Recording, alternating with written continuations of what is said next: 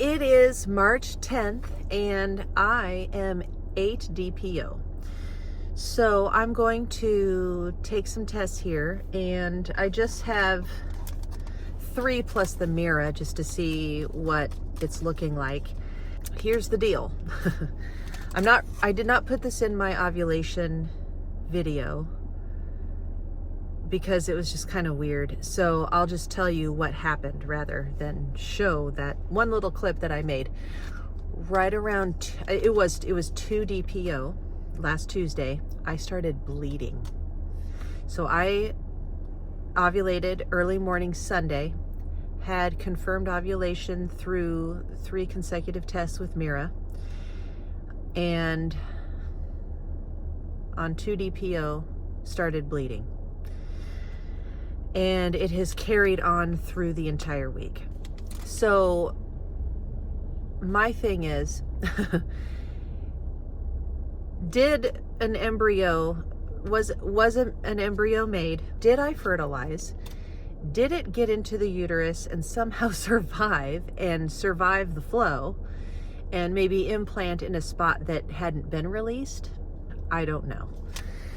Because, you know, there's a part of me that thinks, you know, I mean, I've heard stories before, so, you know, and that it wasn't a period, but because you don't have a period when you're pregnant, it's just some other types of bleeding. But there was a little bit of tissue, but it wasn't like the period. It wasn't like my period tissue that comes out in the clots that, you know, go to the bottom of the toilet. It was, you know, so anyway, I know this is gross. I'm going to test 8, 9, and 10 DPO. If they are blank, I will assume that this bleeding that I had prevented me from getting pregnant if there was fertilization on Sunday morning, which really upsets me. I mean, if any of you can understand how upsetting that is to, you know, go through the whole course of, you know, tracking ovulation and getting there, and then ovulating, and then having the sperm there and everything was perfect, and then start bleeding on 2 DPO. I cannot believe that, you know. And I know that it is just a part of the process of perimenopause that I'm in, where things are getting haywire. They're going awry.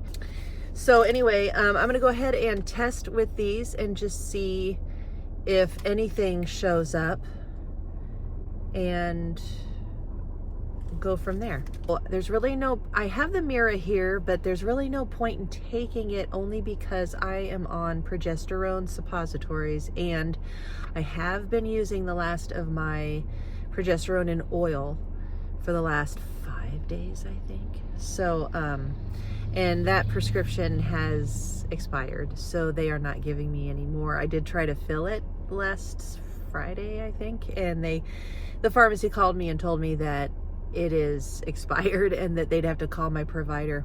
Oh, and by the way, well, this is a little side note. I'll tell you about that in a second. Okay. So anyway, so I'm going to do the first response strip first and get this going. Okay. So here is the test. And it is dip for 10 seconds, but like I said before, I'm just dipping till ink rises from now on with all tests, except for the cassette tests, you know. So it is running through. It's probably kind of hard to see that now, but it is running through. And here is the Wanfo. This is my last Wanfo. And again, I'm gonna just dip until it starts to rise, because they have not been rising on 5 seconds. Okay, so there's that. Here is my first response, and this is dip for 5 seconds. 1, 2, 3, 4, 5. Okay, it is going through. All right, so I will set a timer for 5 minutes, come back, take a look, and see if there is anything showing at all at 8 DPO. Okay, the timer has gone off, and it is time to take a look at the tests and see if there is anything peeping through at 8 DPO. And so I will start with the Wanfo. And I forgot that I have Pre-Mom and Easy at Home, but I don't think they would even show at 8 DPO anyway, but because they're not very sensitive. So see if there's anything popping up on the wand phone.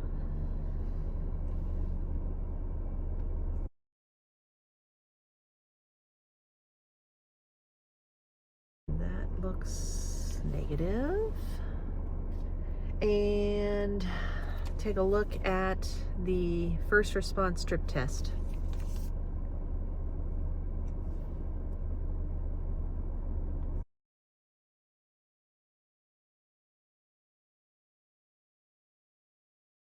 And looks like there's something trying to be there, but it's otherwise, here, I'll turn that around. Otherwise, pretty negative. Yeah, so that's negative. First response.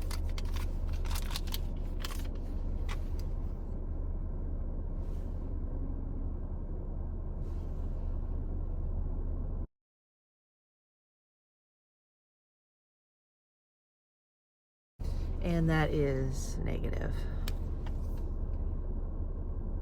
Okay, so I will be back tomorrow to test at 9 DPO and just see if anything should show up at 9 DPO and go from there. So it is March 11th and I am 9 DPO.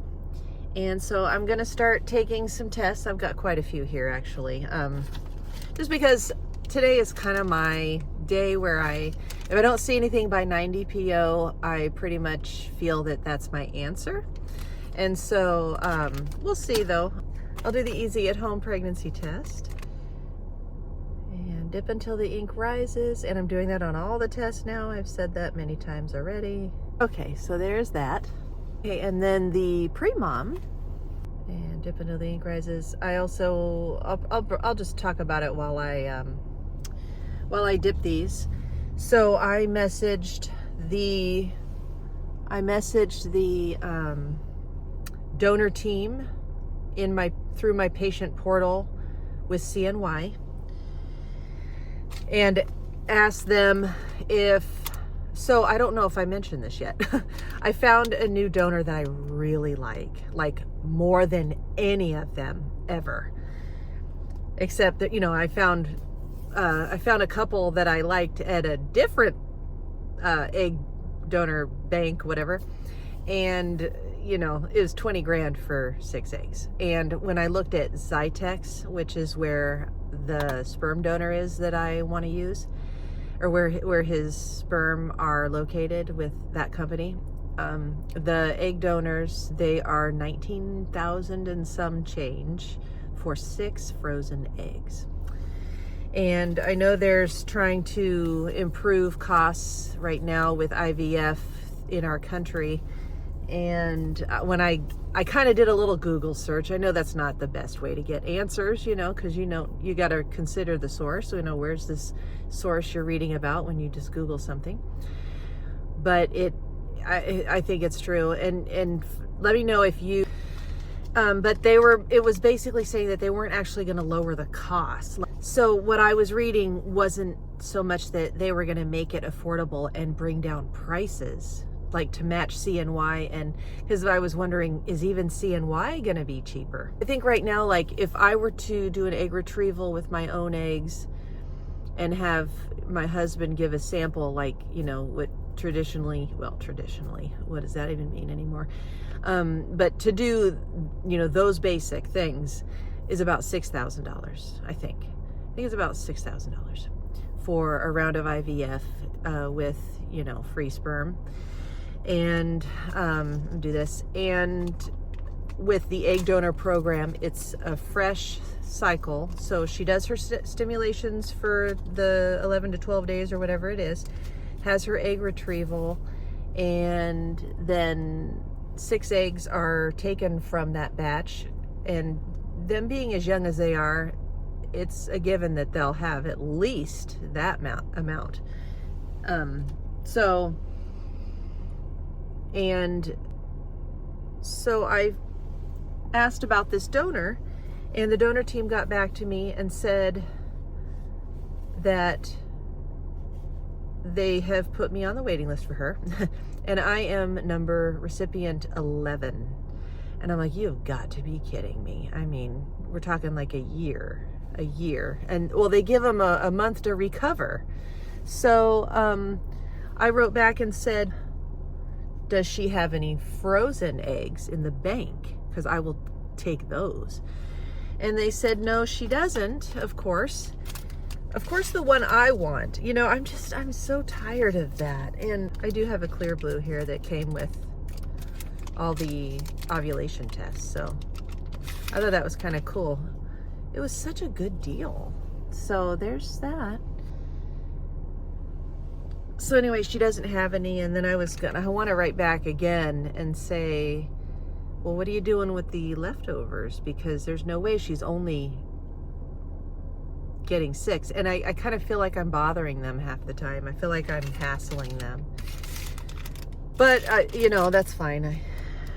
I'll be a hassler, I guess. A couple more to go here. I got the first response strip test. And I have one more injection tonight. And then I'll be completely out of progesterone for injection, you know, progesterone and oil. And I can't get any more. And there's no point if nothing happened anyway. And another thing that's bothering me, I went to my patient portal and looked for upcoming events or appointments to see that they scheduled my consultation, which is in June. I think I mentioned that. I don't know what I've said, but my consultation isn't until June. And when I looked at it, it was with some doctor in Norfolk. I think Norfolk, Virginia. Is that where Norfolk is located? And I'm not counting on this one. Oops. Oh well. It's probably been 5 seconds. So, not even with the, you know, why require me to have a consultation when it's with a doctor in another state that I will never see?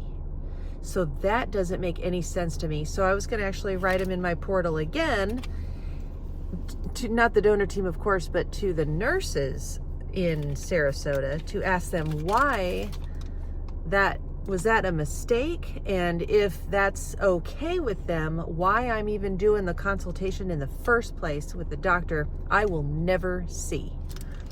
You know, thinking that was a little bit ridiculous. You know, and it's like, well, if I could do, you know, letrozole a couple times while waiting for the new donor, I would, because that's what I did last year. Just to, you know, keep actively doing something while waiting for the donor of my choice. 1, 2, 3, 20. Okay, so there is Mira, and that'll be the last Mira I take, just because it's just will. I don't want to waste them. Okay. All right. So that is it. Those are all the tests I'm taking. And I'll set a timer for 5 minutes, start taking a look, and if nothing shows up, I will give it until 10 or 11 DPO to wrap this up and hopefully get some better answers from CNY as to what I can do. But like I said, they gave me a list of the banked eggs, and yeah, and if it's from the list that I saw, I'm not interested in them. So I'm not interested in anybody but the girl. Well, there is one girl that I liked. There is another girl that I liked, but she's also currently matched. So it's everybody that I like. They're always taken. Oh well. Anyway, let's set the timer for 5 minutes and I'll come back and see if there's anything showing up at 9 DPO. Okay, the timer has gone off for 5 minutes. So I'm going to take a look and see what the tests look like. And I will start with Easy at Home right here.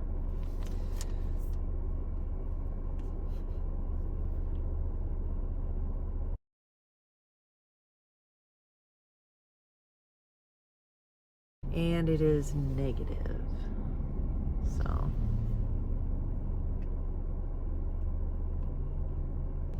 at certain glances, that Easy at Home does look like it has a, you know, but, you know, anyway, we know what that means. Okay, I'm going to see what this LH strip looks like. Oops. Oh, it's getting darker.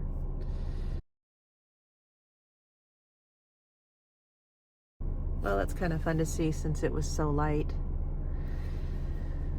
before. Okay, so first response strip test.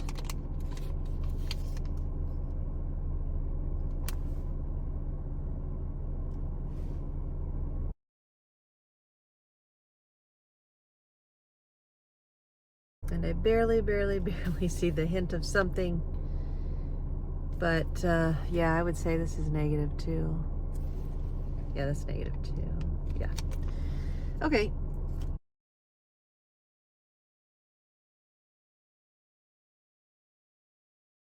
I will do the clear blue that came with, I love the value of that box. It was the same price. It was $40. And instead of just 20 ovulation tests for clear blue, it was 30 ovulation tests and 2 pregnancy tests. That was crazy for the same price of what it always used to be, which, you know, that was the more expensive one. The pink was always 35 or 36 or something. But anyway, so here's clear blue.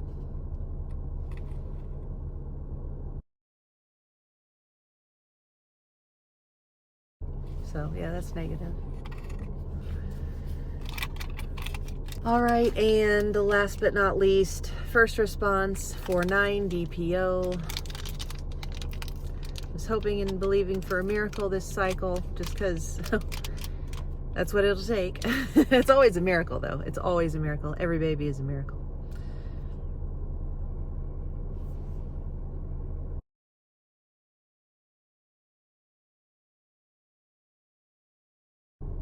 That is negative. So that is a bummer. So, all right, well, I'll take pictures so that you can see them clearly on the screen, and I will end this video here and be back with the 10 and 11 DPO post. And if they're negative on those 2 days, that's okay. Keep on keeping on. And hopefully get some better results with CNY as to why we can't save the extra eggs with every cycle she does fresh for somebody else. So, I mean, I don't know. I mean, because the packages start at 6 and you have the option and you're encouraged to buy extra eggs, but I mean, nobody's gonna buy like 15 eggs, you know. I don't think. I don't know. I don't know what people are doing, honestly. But, you know, I've seen too many success stories with, you know, just buying a batch of frozen. So, you know, my friend being one of those people that got, you know, 4 healthy babies from a frozen batch of 6, you know, and one of the eggs did die during thaw. So then that left 5 eggs to fertilize, and the one, I guess one of them was not normal, but they were all PG, you know, they were all tested, and it came back that the 4 of them were normal, tested normal. So, and viable and, you know, good with, you know, compatible with life and everything like that. Anyway, so that's what I would hope for. That's all I need. I just need one, you know. So anyway, that's it for this, and I will see you in my next video. Bye.